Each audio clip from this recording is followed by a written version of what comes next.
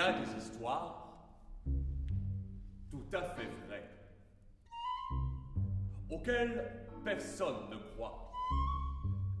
Il y a des histoires auxquelles tout le monde croit, qui ne sont absolument pas vraies. Voici une histoire tout à fait vraie, et à laquelle tout le monde croit. Car si elle n'est pas vraie, elle pourrait l'être, et c'est là toute la vérité.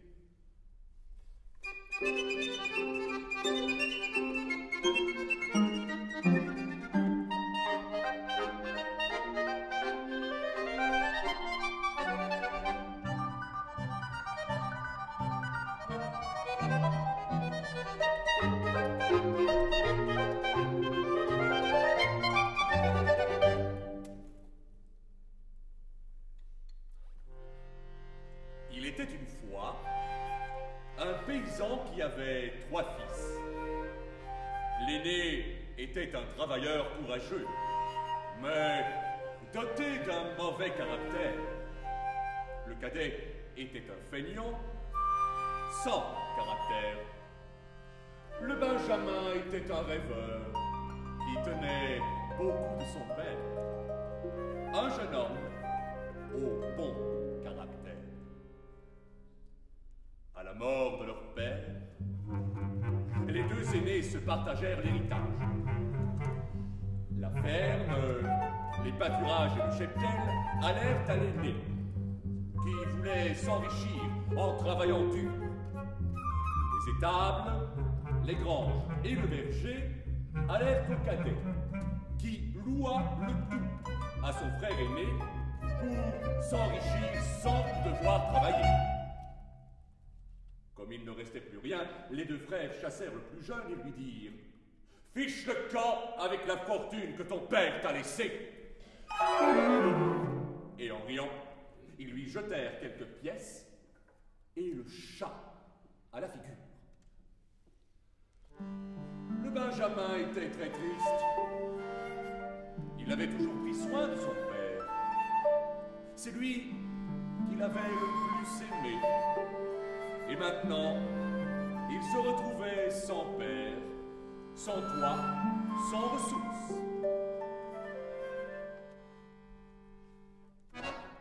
Il ne lui restait que le chat. Celui-ci, doté de la parole, lui dit « Maître, donnez-moi une paire de bottes, un costume de velours, un sac en jute et une corde. »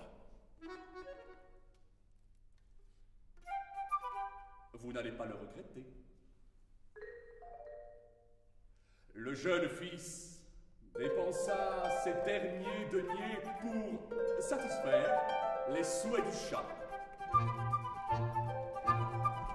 Le chat se vêtit du beau costume, enfila les bottes flambant neuves, par-dessus ses grandes chaussettes, jeta le sac avec la corde par-dessus son épaule et se dirigea vers l'orée de la forêt, là où vivent les lapins. Il s'allongea ensuite à côté du sac vide, de la corde et d'une carotte, et fit le mort.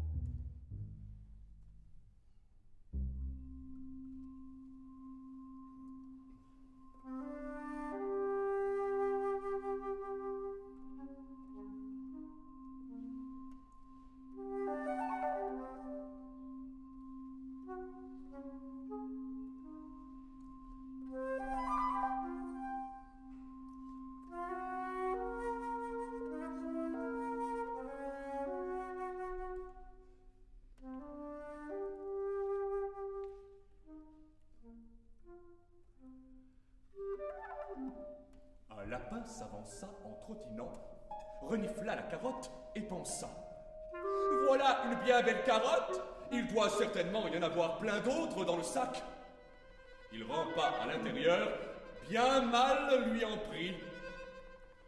Le chat ferma le sac à l'aide de la corde, empoigna le lapin et l'étrangla.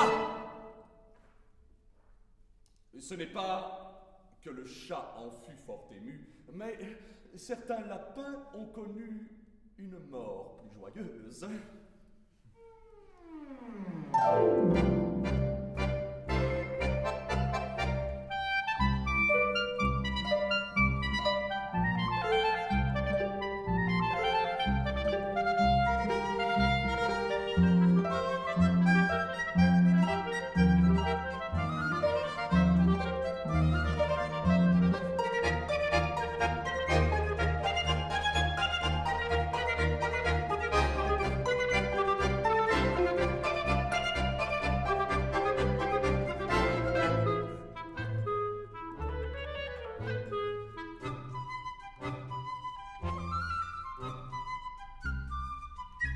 Chargé de son sac, de sa corde, de son lapin et de quelques fines herbes cueillies en chemin, le chat se présenta à la porte du palais du roi. Le portier apparut à la fenêtre et lui demanda ce qu'il faisait là. Je souhaiterais offrir ce lapin au roi, de la part du marquis de Carabas. Et dit le chat, en inventant dans la foulée un titre particulièrement distingué pour son maître. Après que le cuisinier du roi eut préparé le lapin, le chat fut convoqué auprès du souverain. Ton maître est incroyablement aimable et attentionné. De son lapin aux airs de relevé, je me suis régalé. Mes royales papilles l'ont divinement apprécié, dit le roi, qui aimait les rimes.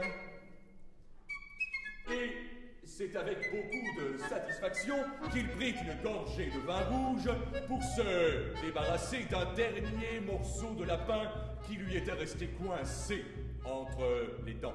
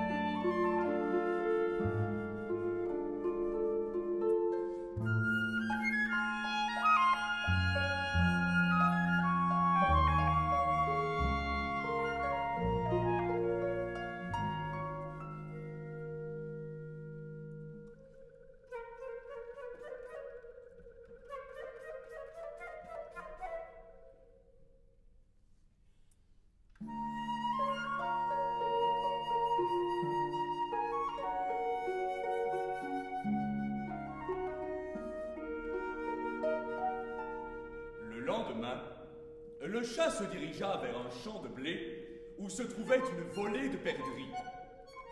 Il se coucha près du sac vide, de la corde et de quelques grains de maïs et fit le mort.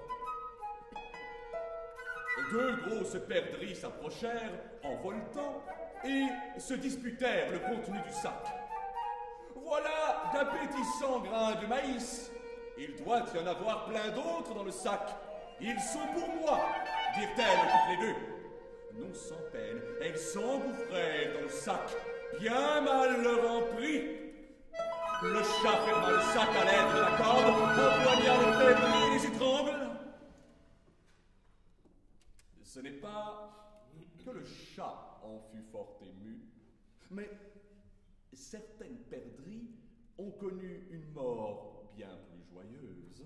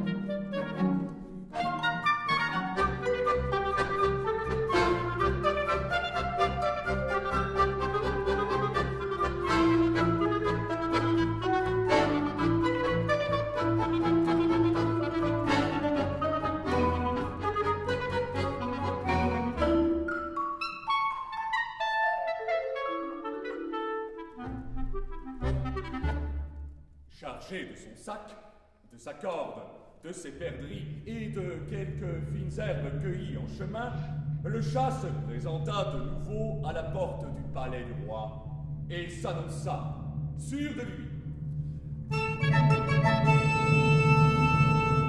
Je souhaiterais offrir ces perdrix au roi, de la part du marquis de Carabas.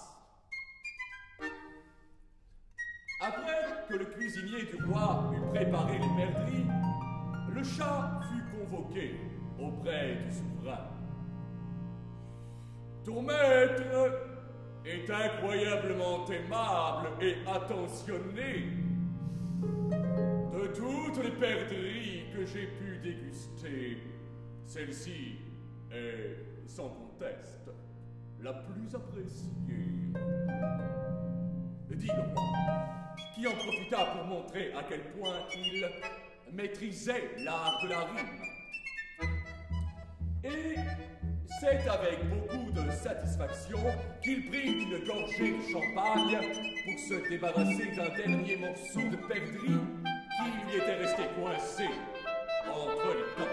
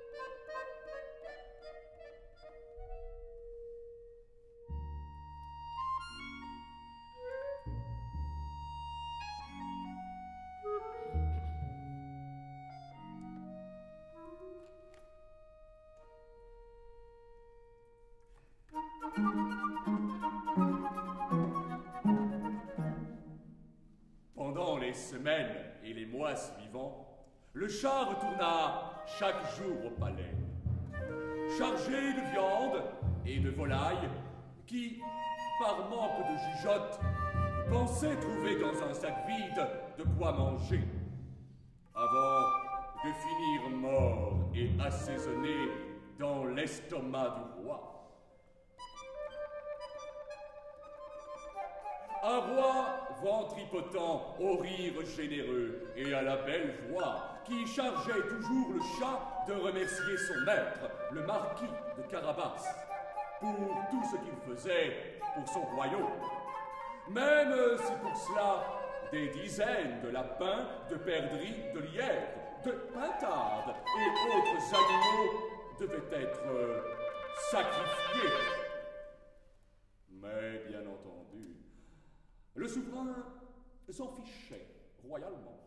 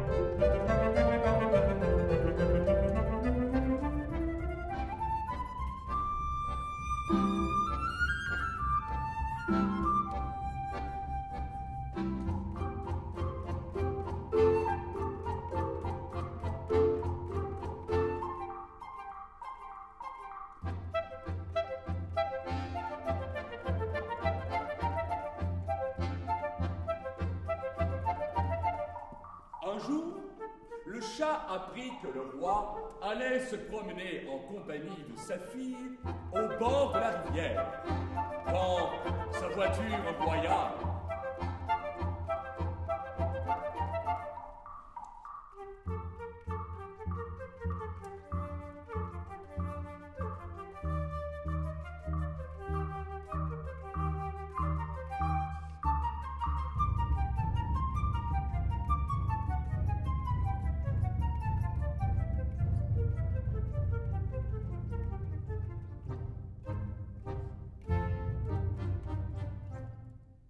Maître, dit le chat au plus jeune fils, vous êtes dorénavant le marquis de Carabas et je suis votre conseiller.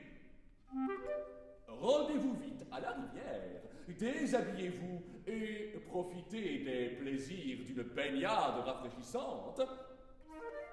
Le jeune fils, effrayé à l'idée d'être promu, d'une minute à l'autre, marquis, ne comprit pas à quoi rimait cette mise en scène. Mais comme cela ne pouvait faire de mal, et qu'il se fichait de ce qui pouvait arriver, il se dirigea vers la rivière, enleva ses habits et plongea dans l'eau.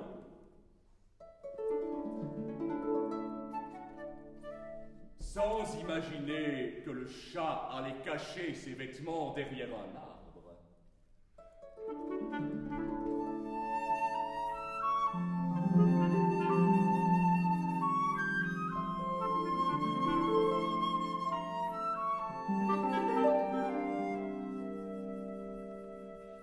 Lorsque le roi et sa fille arrivèrent, le jeune homme semblait avoir disparu dans la rivière.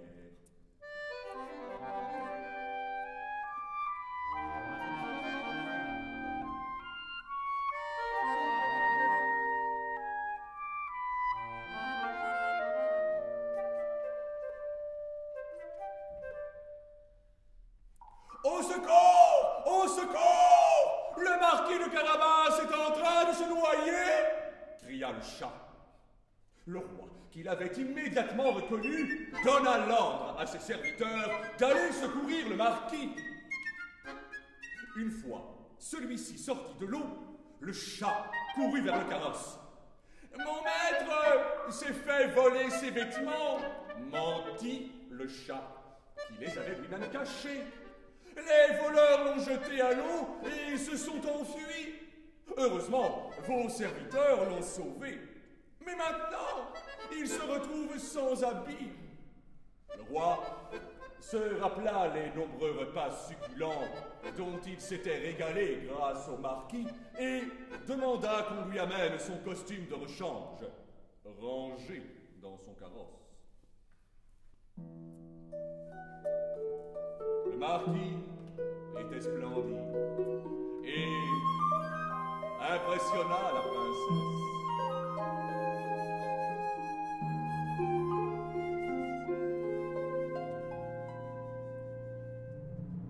Montez, marquis fabuleux.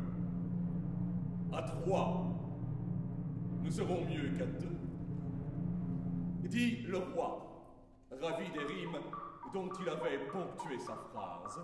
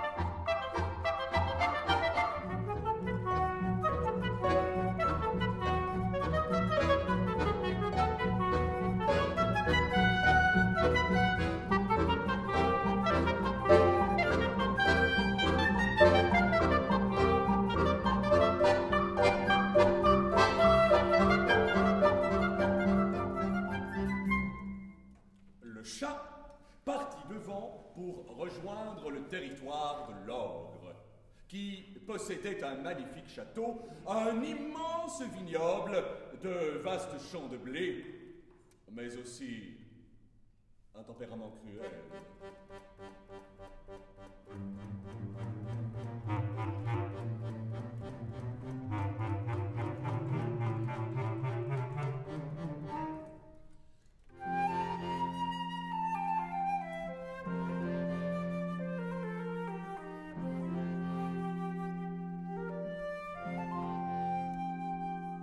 Il courut à la rencontre des faucheurs et leur dit: « Je sais que vous êtes maltraités par l'ogre, mais sachez qu'à partir de maintenant, vous avez un nouveau maître. »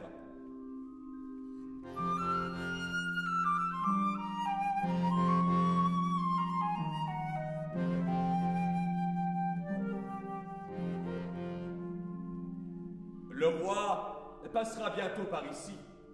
Dites-lui que cette récolte appartient au marquis de Carabas, votre nouveau maître. Un peu plus tard, le roi arriva à hauteur des faucheurs. Il fut très impressionné par les beaux champs de blé et l'excellente récolte.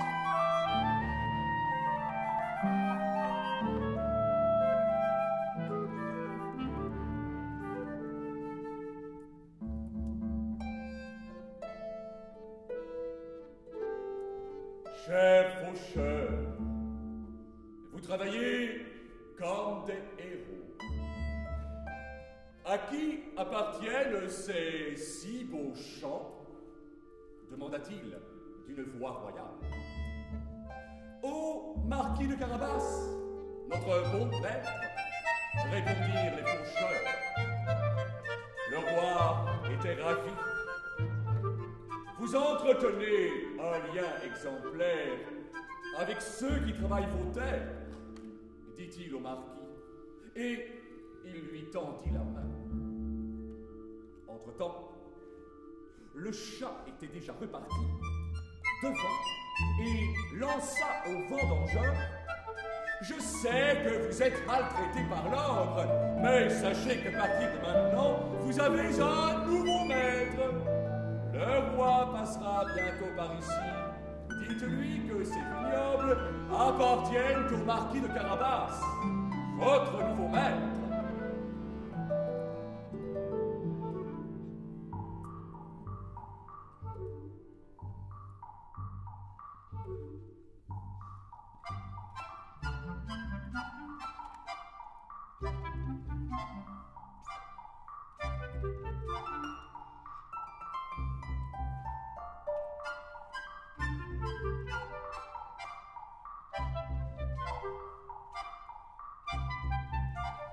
Un peu plus tard, le roi arriva à leur hauteur et se vit offrir un verre de vin. Sous le charme, il loua les splendides vignobles et, d'un beau geste, remplit sa bouche royale du liquide rouge.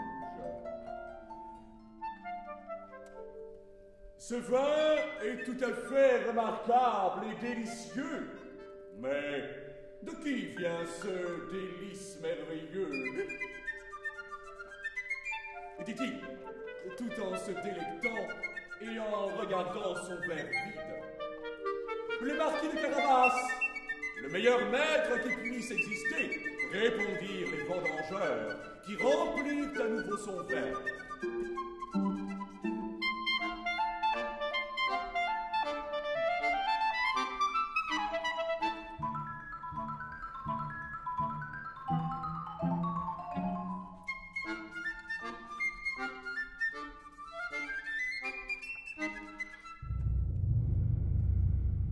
Le roi n'en revenait pas de l'immense propriété du marquis de Carabas. Évidemment, toutes ces terres, ainsi que le grand château d'une beauté inimaginable, appartenaient à l'ogre.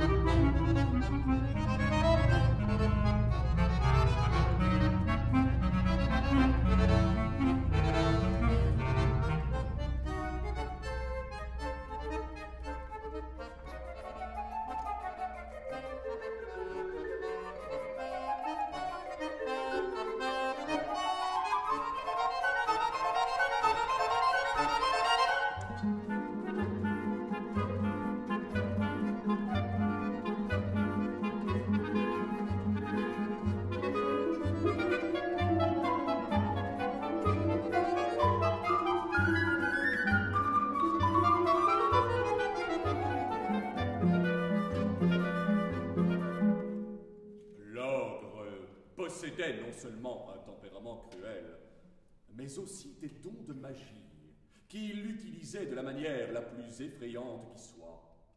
Et ces dons avaient déjà fait d'innombrables victimes.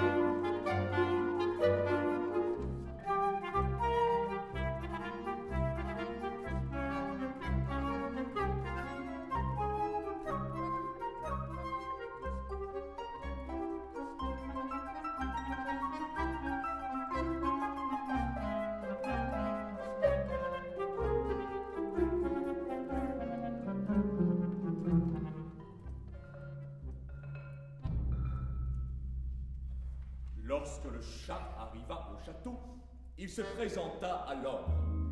Cher monsieur, je passais ici par hasard et souhaitais profiter de l'occasion pour faire votre connaissance. Car on dit de vous, ici et à l'étranger, que vous êtes une personne extrêmement aimable et chaleureuse, dit le chat pour flatter l'ogre. Et celui-ci n'était guère habitué à faire l'objet de tels éloges. Il reçut le chat avec cérémonie et lui demanda ce qu'il désirait.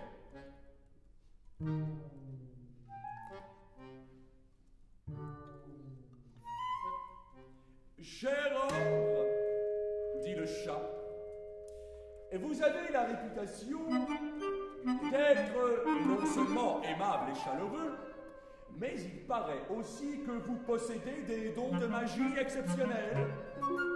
Je me demandais si c'était vrai que vous savez vous transformer en lion.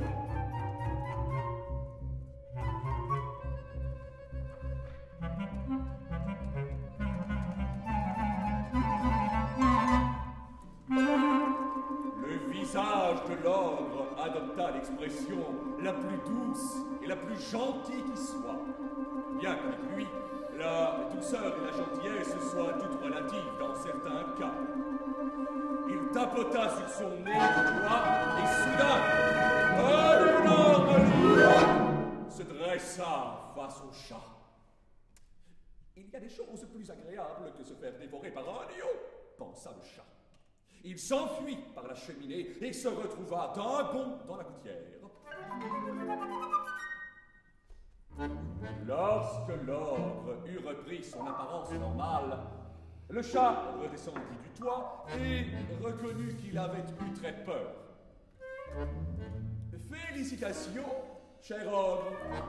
Voilà un exercice qui me semblait bien difficile, mais que vous avez exécuté à la perfection. Vous avez dépassé mes attentes, dit le chat. Toutefois, d'après ce qu'on dit, il vous est impossible de vous transformer en petit animal, comme une souris. Impossible, grogna l'ogre. Je me chargerai personnellement de faire disparaître celui qui a osé prononcer le mot impossible.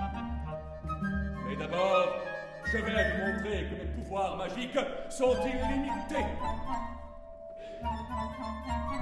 La douceur et l'amabilité de l'ogre, qui auparavant n'avaient pas vraiment été de mise, firent place à la ruse et au venin. Vexé, il tapota son front du doigt et se transforma en souris. Bien mal lui en prit. Le chat attrapa et grignota en un clin d'œil l'ogre, devenu souris.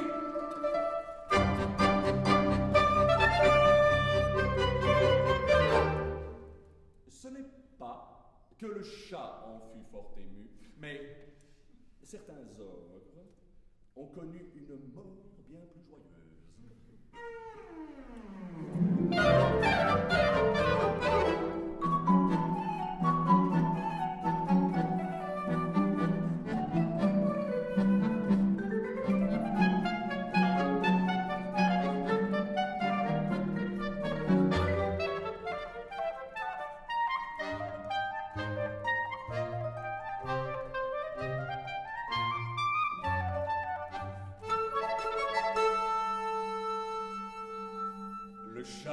Pénétra dans le château et remarqua de grandes tables de fête prêtes à accueillir les amis de l'ogre. Ceux-ci faisaient antichambre depuis des heures. Je sais que vous avez été très maltraités par l'ogre et que celui-ci vous considérait non pas comme des amis, mais plutôt comme des esclaves, leur dit le chat.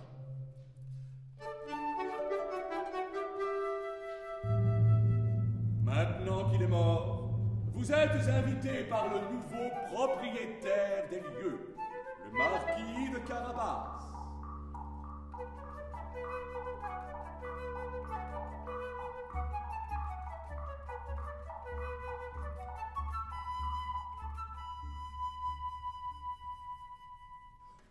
En entendant un carrosse arriver aux portes du palais, le chat courut vers le pont-levis pour accueillir le roi. Et sa suite.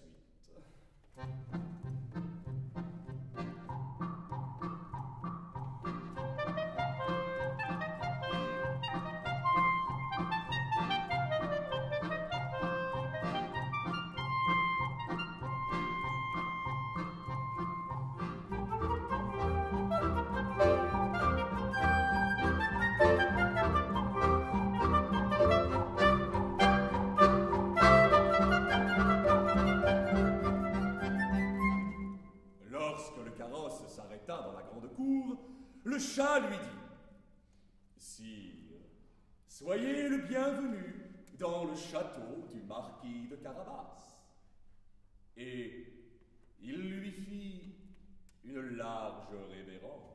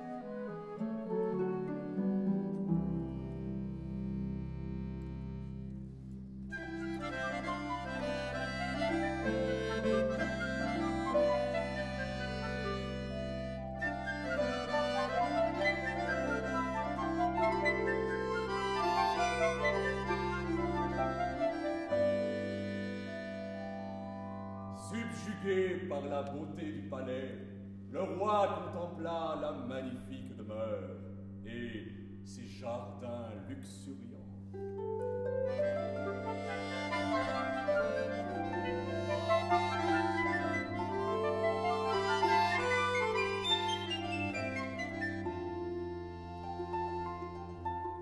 De telles splendeurs chez moi. Aujourd'hui, je suis heureux comme un roi, s'exclama-t-il joyeux.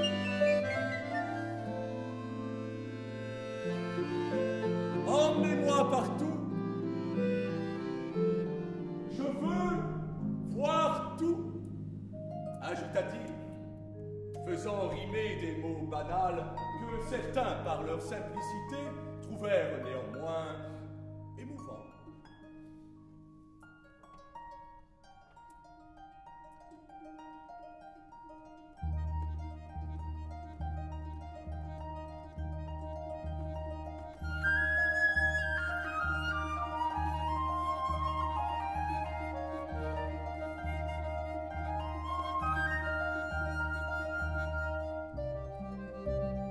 Précédé par le chat, le roi pénétra dans le château, suivi du marquis en habits royaux et tenant à son bras la jeune princesse.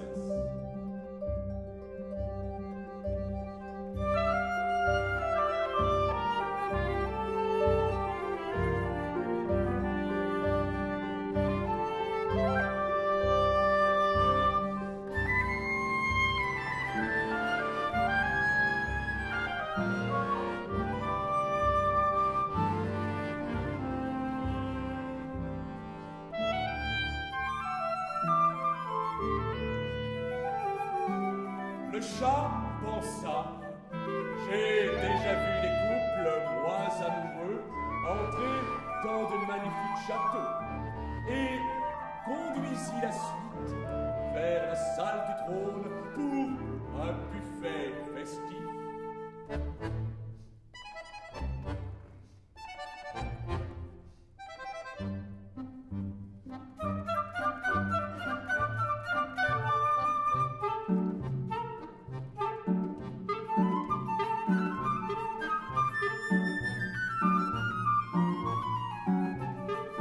La fête fut éblouissante. Les anciens amis de l'ordre, la cour royale, les faucheurs, les vendangeurs, toutes les personnes présentes se régalèrent de mets exquis.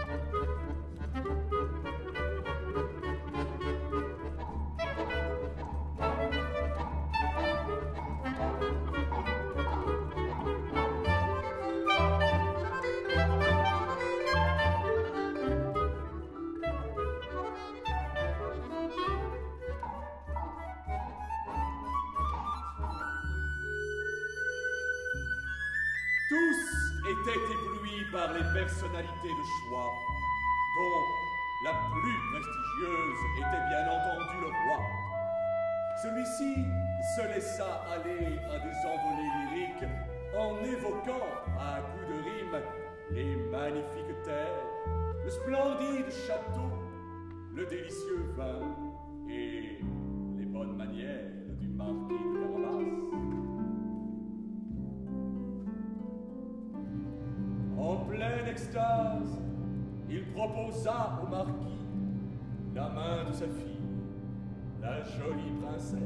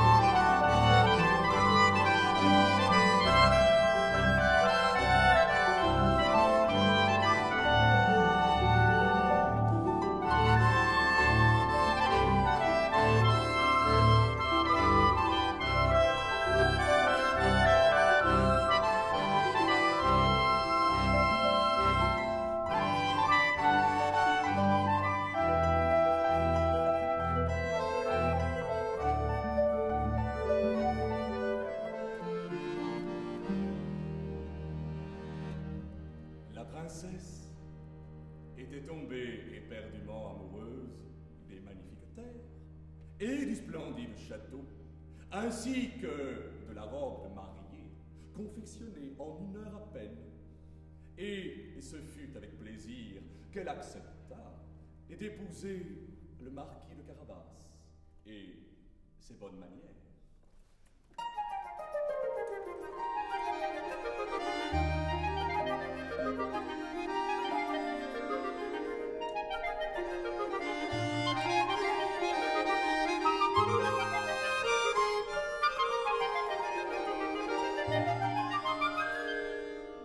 Le marquis était tombé éperdument amoureux des magnifiques terres, du splendide château et de la princesse, qui avait beaucoup impressionné les invités par sa beauté et son élégance. Et ce fut avec plaisir qu'il accepta d'épouser la princesse et son statut royal, qui n'aurait en principe pas été réservé au fils d'un paysan.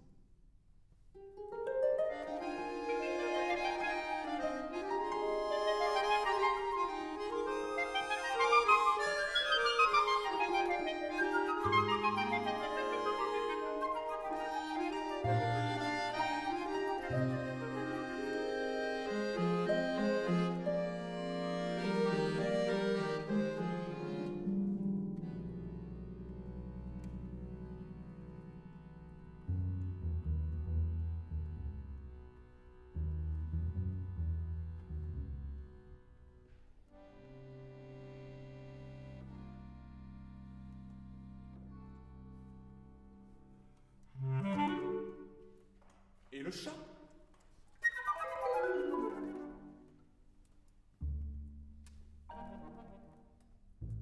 Le chat n'était pas tombé follement amoureux. Il fut nommé